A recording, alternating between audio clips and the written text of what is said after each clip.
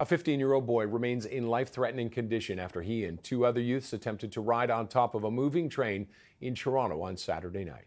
We are asking local residents, businesses, any drivers with dash cam or surveillance video to, if they do have any of the incident or they were in the area, to please call police. And CTV's Tony Grace has been following this for us. It's a horrific story, Tony. Give us some of the details to it. It certainly is, Roger. Look, this all happened in the middle of the night, late Saturday night. It was around midnight, actually. There was a train, a GO train, leaving Toronto's Union Station, heading east along a very busy Lake Ontario waterfront train line. Three teens at some point during that ride, aged 14 to 16, somehow got out of the coach of the train, climbed onto the roof. One of them was seriously injured on the roof of that train. Now, ambulances, police converging, rushing to the very next train station when that train was stopped, and when everyone figured out what had happened, the teen was rushed to hospital where he is fighting for his life right now. What police are looking into is a couple of things, Roger. What were the specifics surrounding how that teen was injured on top of the train? They're undoubtedly looking into how the teens got on top of the train in the first place as well, from inside the coach.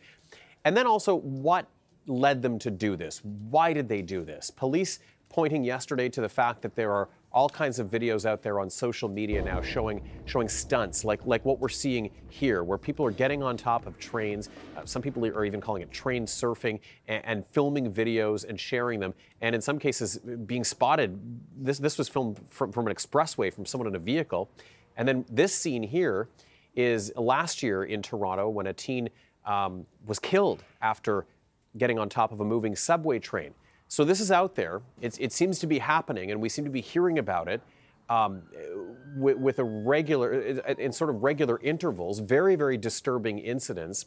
But social media, police say, very well may have played a role in what prompted these teens to get on top of this train in Toronto as it was moving Saturday night, leaving one of them, as I mentioned, Roger, fighting for his life in hospital right now as police try to sort through these difficult questions at a very sensitive time.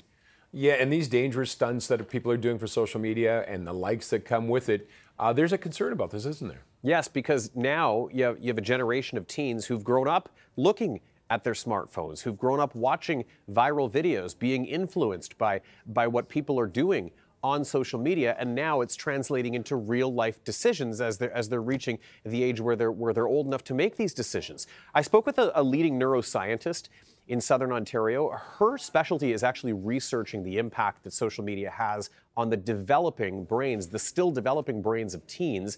And here's what she told me about why it's so critical to discuss this and to sort of nip this in the bud with teens while their brains are still developing. Have a listen.